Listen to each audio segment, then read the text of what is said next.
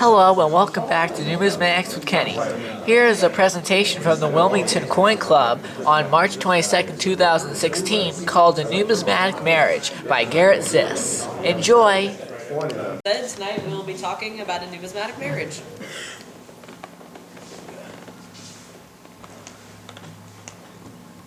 Okay, so tonight we will be talking about a numismatic marriage.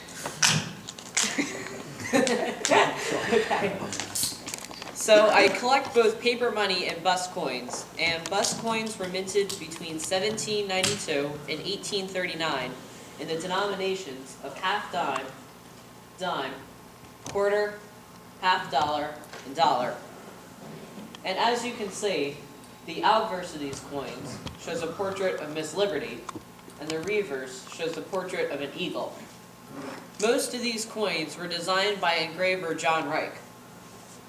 I belong to the John Reich Collector Society, which is a group of collectors who study bust coinage. They issue publications called John Reich Journals. In the July 1990 issue of the John Reich Journal, JRCS President David Davis wrote an interesting article entitled Frontier Ingenuity and Coincidences. He wrote about a piece of paper money that he owned that had a mirror image impression of a cap bust half-dollar reverse. Here is the note he wrote about. It's a 50-cent note from the exchange office at Trenton, Tennessee, and is dated November 23rd, 1837.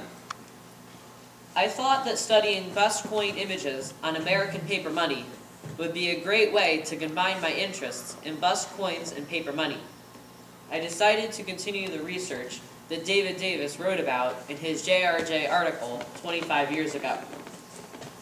I soon discovered that the majority of the examples of bust coin images on obsolete paper money were issued during the Hard Times period, so I decided to focus my research on this time period. The Hard Times period was from 1837 to 1843. Because of various economic problems in the United States, specie, gold and silver coins, was in short supply. This led to the hoarding of hard money in circulation, so paper money and tokens were used as a substitute. During the Hard Times period, federal paper money was not issued, so the paper money that was issued consisted mostly of state-chartered banknotes and scrip. Scrip is defined as paper notes issued by companies or private individuals as a temporary replacement for legitimate money. Scrip can also be described as a note with a face value of less than $1. Today, these state banknotes and scrip are called obsolete paper money because they were not issued by the federal government and they are not currently in circulation. The bust coin images on obsolete paper money included half dimes, dimes, quarters, half dollars, and dollars.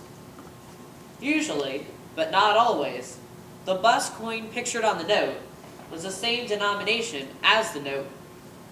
The most prevalent bust coin denomination pictured on paper money was the dollar, followed by the quarter, half dollar, dime, and half dime. Approximately 60% of the notes with bust coin images on them were produced by the large banknote engraving company, Rawdon Wright and Hatch. They printed paper money with 4 different bust coin images. The first image is a reduced diameter cap bust quarter reverse, shown on a 25-cent note from the Mechanics Hall Association of Newark, New Jersey.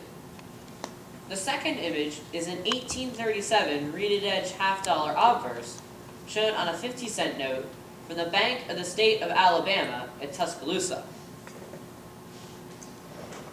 The third image is a heraldic eagle draped bust dollar reverse, shown on a $1 note from the Grand River Bank of Grand Rapids, Michigan.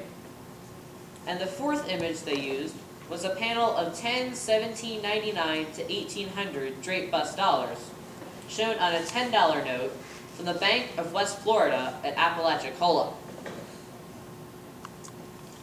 The Fairfield Loan and Trust Company of Fairfield, Connecticut issued 6 denominations of bust coinage from 50 cents to $2. However, the most interesting notes they issued were their odd denomination notes. The top note is a $1.25 note with the image of 2 half-dollar obverses and a quarter reverse. The bottom note is a $1.50 note with the image of 3 half-dollar obverses. The third note is a $1.75 note with a dollar reverse, a half-dollar obverse, and a quarter reverse. I'd now like to take a minute to discuss the use of Spanish coins on obsolete paper money. As you may know, Spanish coins and other foreign coins circulated alongside U.S. coins during this time period, so it's not a surprise that they are also pictured on obsolete paper money. Here is a $3 note from the exchange office at Holly Springs, Mississippi. It shows a heraldic eagle draped bust dollar reverse and 2 Spanish colonial 8 real reverses. So why were bust coins pictured on paper money? It isn't surprising that bust coins were pictured on paper money during the hard times period because the bank or company that issued them was sending a message of financial strength to the citizens. The bust coin images also showed that the note could be exchanged for a specific amount of money. Unfortunately, this exchange was not always possible.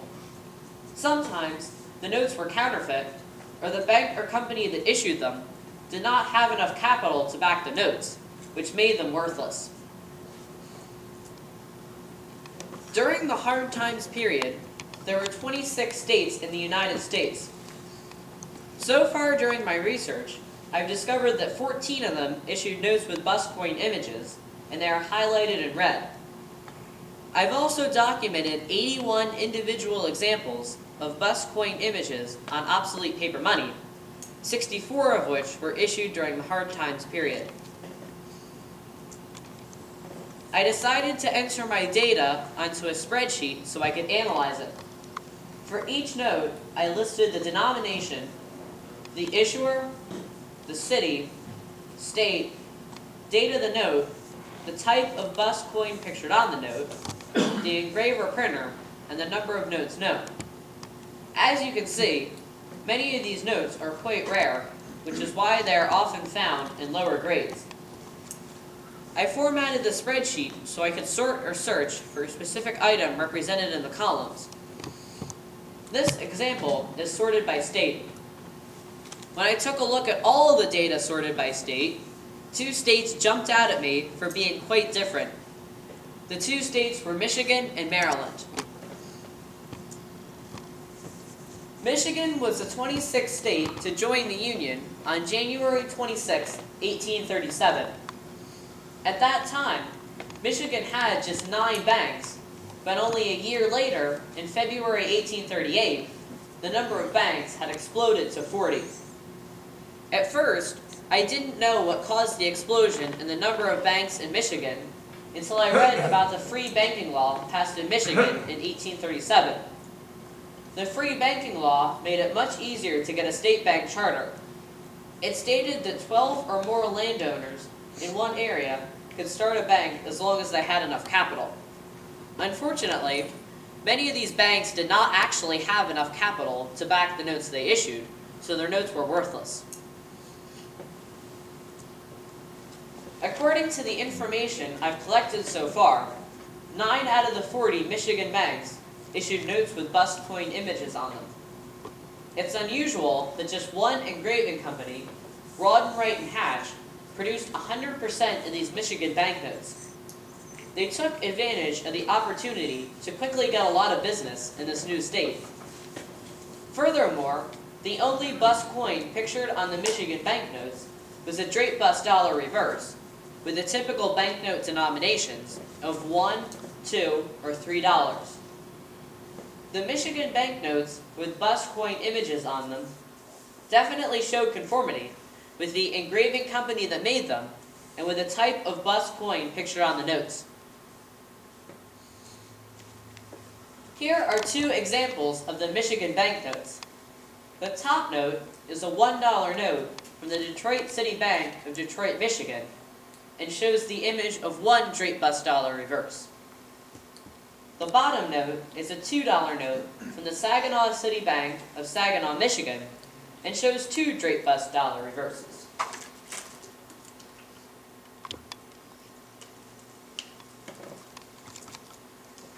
On the other hand, the paper money with bust coin images that was issued in Maryland showed diversity. Maryland did not pass a free banking law, so the number of banks did not rapidly increase. The government and businesses stepped in to provide paper money for use in circulation. Instead of just one large engraving company, a few smaller printing companies made many of the Maryland notes with bust coin images. These small printing companies did not typically print paper money, but specialized in other areas. For example, the Herald office, who printed script for use in Frederick and Sykesville, Maryland, was actually a newspaper office. Murphy and Toy, two other businesses who printed paper money for use in Frederick and Lonaconning, Maryland, mainly printed books. Finally, Horton, who printed script for the mayor and city council of Baltimore, specialized in engraving wood and copper plates for children's books. The type of bust coins pictured on the Maryland notes was also much more diverse than in Michigan. Maryland issued paper money with images of 4 denominations of bust coinage: a half dime, dime, quarter, and a $half. Here is a 5-cent note from an unidentified issuer in Frederick, Maryland. This note shows the image of a cap bust half dime reverse on it. So far in my research, Maryland is the only state I've seen that issued notes with a cap bust half dime on it. With magnification, I carefully compared the half dime, dime, and quarter images on the notes produced by the small Maryland printers. I discovered that it is possible that they shared coin images with each other. First, let's look at the half dime images. The top note is a 5-cent note from the Mayor, Alderman, and Common Council of Frederick, and is printed by Murphy. The bottom note is a 5-cent note from the Mayor and City Council of Baltimore, and is printed by Horton. The cap bust half dime reverse image on these two notes is the same. Next, let's look at the dime images. The top note is a 10-cent note from an unidentified issuer in Frederick, Maryland, and is printed by Murphy. The bottom note is also a 10-cent note attributed to William Dorsey in Sykesville, Maryland, and is printed at the Herald office. The cap bust dime reverse image on these two notes is the same. Finally, let's look at the quarter images. The top note is a 25-cent note from William Alexander in Lonaconning, Maryland, and is printed by Toy. The bottom note is a 25-cent note from the Mayor and City Council of Baltimore, and is printed by Horton. The reduced diameter cap bust quarter reverse shown on these two notes is the same. It would certainly make sense if the small Maryland printers shared coin images with each other, since they did not specialize in printing paper money. Sharing coin images would save these small printers money and time. This research project shows that the paper money with bust coin images that was issued in Michigan during the hard times period was different than the notes that were issued in Maryland. Differences were seen in the type of note, banknote or script, the engraving and printing companies that made them, and the type of bust coin pictured on the note. The fact that Michigan passed the free banking law, but Maryland did not, appears to have influenced these three areas. Despite their differences, there was one thing that the obsolete paper money issued in Michigan and Maryland did have in common. None of the bust coin images on the notes they issued were of genuine coins. There are many differences between the genuine coins and the coins pictured on the note, so I'll just highlight a few for each denomination. First, let's look at the Michigan banknotes produced by Rawdon, Wright & Hatch. On the heraldic eagle draped bust dollar reverse, all 13 stars are in 2 lines above the eagle's head.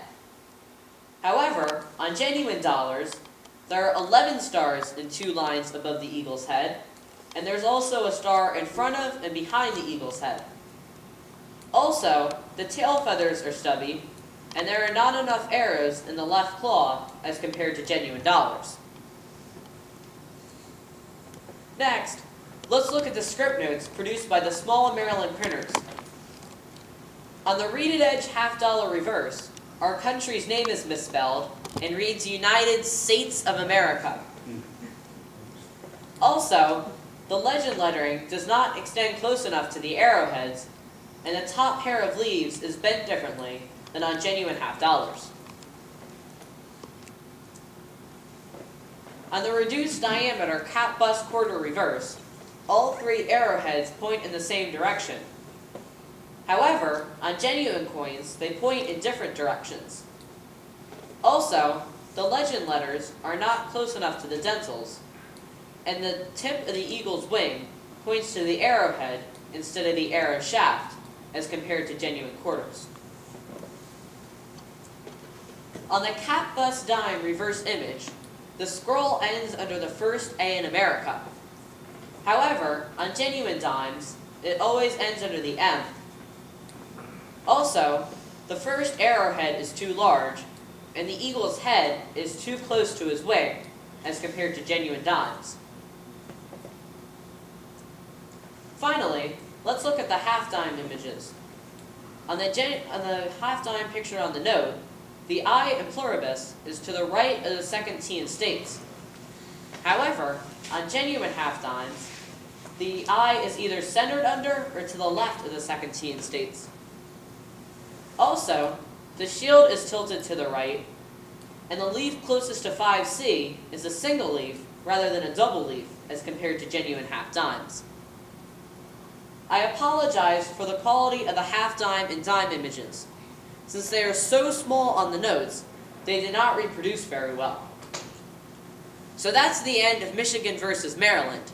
Now, we're going to get to the really cool stuff. I do want to mention, though, that we will be venturing outside of the hard times period. First, here are 2 of the earliest examples of bust coin images on obsolete paper money.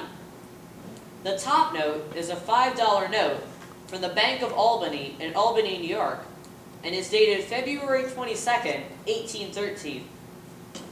It shows 5 draped bust dollars, and the only legible coin date is 1801. The bottom note is a genuine $20 note, also from the Bank of Albany in Albany, New York. It shows 20 draped bust dollars, and the only legible coin date is 1803. Even though they are of different denominations, you can clearly tell that the genuine note is of much better quality than the counterfeit. The letters in the obligation are fancier, and the quality of the dollar images and the image of the goddess Ceres are much better on the genuine note than they are on the counterfeit. On this slide, the top note is a $2 note from the Bank of Albany in Albany, New York. It shows 2 draped bust dollars. The bottom note is a 25-cent note from the Exchange Company at Carthage, Mississippi, and shows 10 cap bust dimes. It's unusual that the denomination of the note is not the same as the face value of the coins pictured on the note. At first, these 2 notes don't look like they have anything in common. However, if you look a little more closely, you'll notice an obvious similarity. On the top note, the dollar image is dated 1805, and there are no known dollars dated 1805, and the dates on the dimes are 1817 for these 2, and 1818 for these 2. And there are no known dimes dated 1817 or 1818. So, what these engravers had in common is that their engravers were not coin experts. We've gone in a circle, and now we're back to the note I talked about at the beginning of the presentation. This note was issued to Lewis Levy Jr. I researched him and found that he was a physician in Trenton, Tennessee. There's a small letter in each corner of the note that appears to spell Hill. H-I-L-L. I searched and searched for how this could tie into the note. Finally, I discovered that this note was produced by printer J.D. Hill at the Western Union newspaper office in Trenton, Tennessee.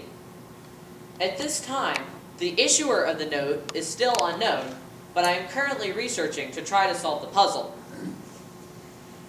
Out of the 81 examples of bust coin images on obsolete paper money that I've documented so far, only 4 show the image of a genuine coin, and this is one of them. It shows the mirror image impression of a cap bust $50 reverse image. The devices on these coins, such as the letters in the legend, the lines in the shield, and the denomination, were hand-punched into each individual coin die. Therefore, each one of the dies is a little bit different. For cap bust $50, there are 453 individual die varieties. A die variety can also be called a die marriage. It turns out that this $50 is an 1832 $50, and the die variety is Overton 103. Garrett, can I ask you a question on that topic? Can we save the questions till the end, please? Okay. Thank you. So here's the second image, the second note. It's a 50-cent note from the Union Bank at Jackson, Tennessee, and is dated January 30th, 1838. Like the Trenton, Tennessee note, this note was also issued to Lewis Levy Jr., and it was also produced by printer J.D. Hill. Because it was also produced by Hill, it's not a surprise that the cap bust $50 reverse image on these 2 notes is the same.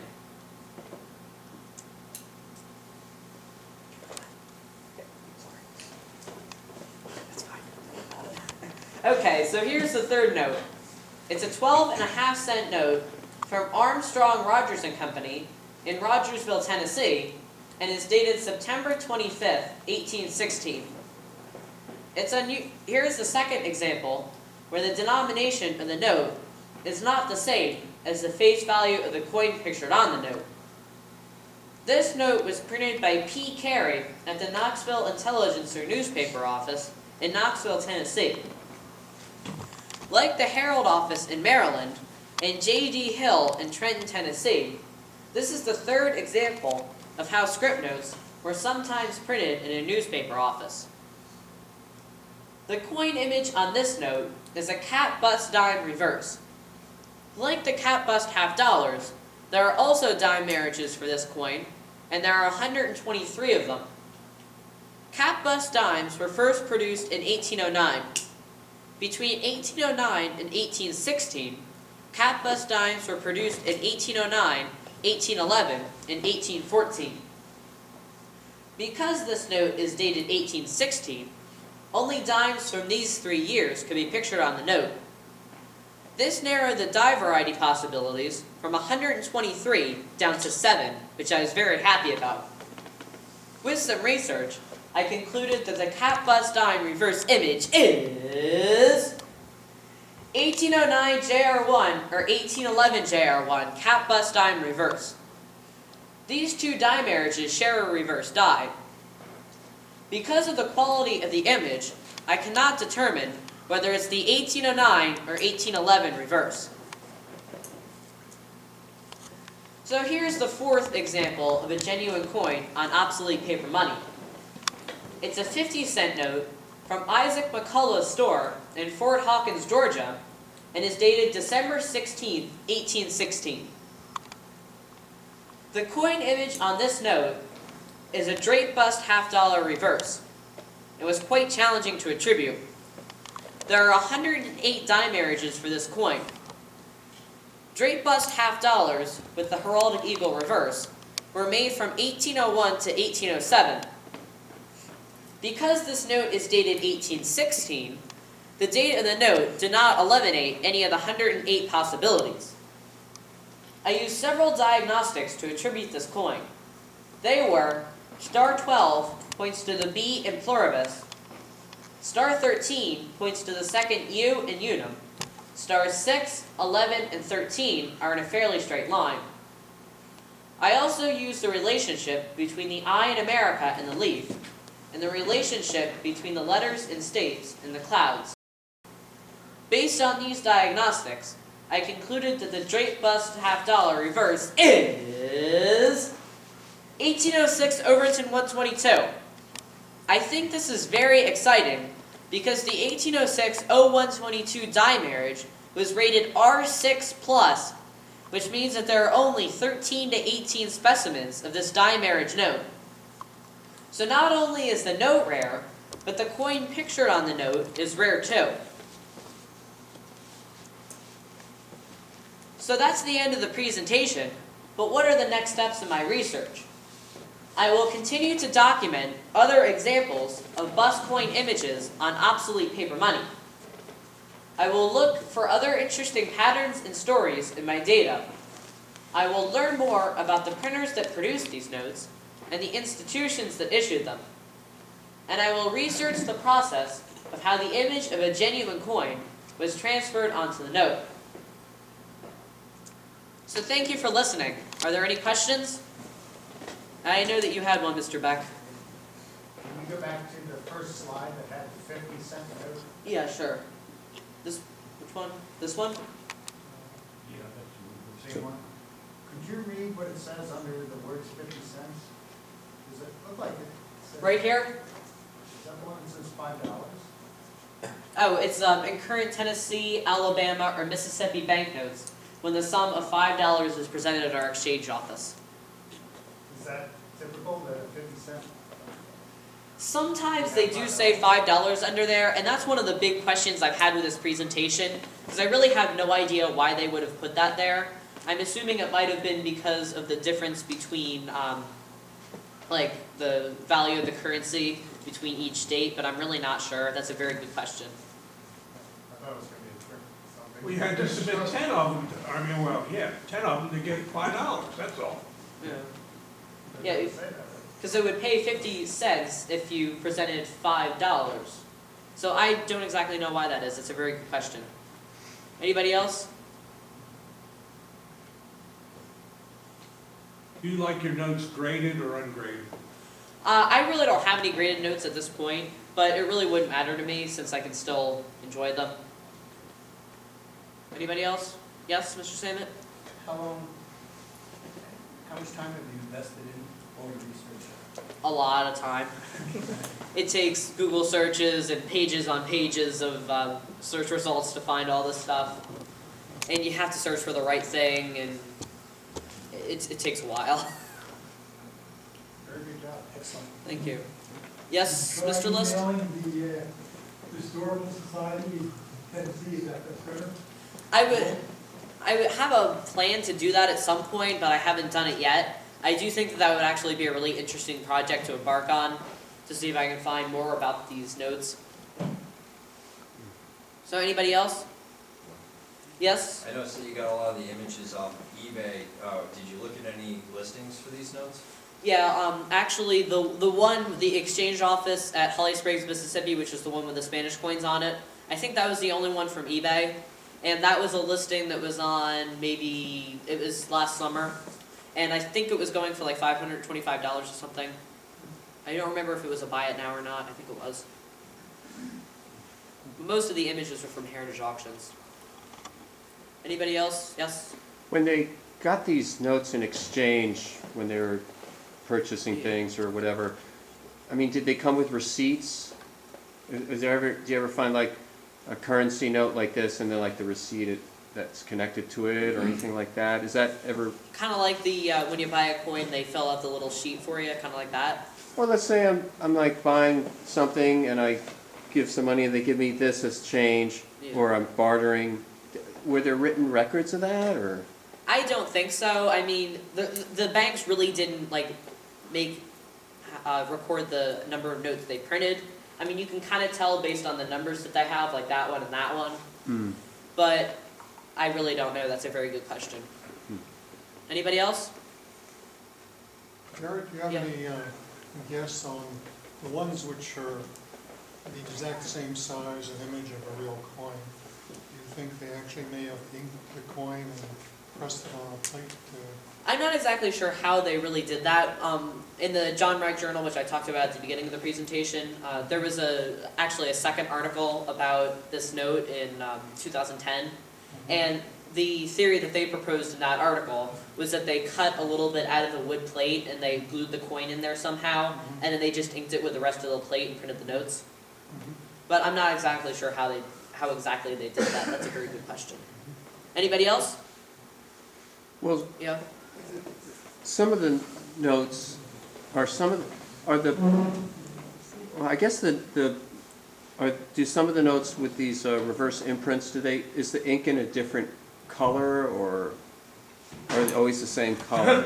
I wonder. Out of the four that I've seen, they are usually in the same color, which kind of leads me to the theory that I was just talking about with Mr. Renner, where they would just glue the coin into the plate and then just ink it with the rest of the plate. Right. Yes, Lionel?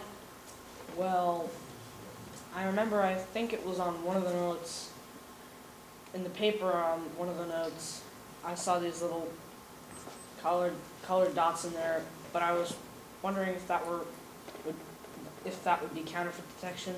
What Was that towards the beginning or the Counterfeit. end? I don't remember, but did they have any real mechanisms for counterfeit detection on these notes? Not really in the early days. They kind of didn't. Like with these, it was just the paper, and then they would. I guess you could technically call the little designs on the side. It was a counterfeit preventer. Later on, when you got into the 1850s, they had the ability to print with color ink better. So at that point, when the Rod and Wright and Hatch and a bunch of other of the banks, the printing companies merged into the American Banknote Company, then they had all the different technologies together, so they were able to have a much better print quality and much better counterfeit prevention. And that's a very good question. Anybody else? Yes? I think the signatures might have also been a bit of counterfeit protection. Yeah, that's true. Although the thing that's weird about these two notes is that the signatures appear to be the same. So I'm not really sure who issued these two notes, because the signatures are the same. So that's a plausible point. Thank you. Anybody else? Okay, let's thank Garrett for a superb talk.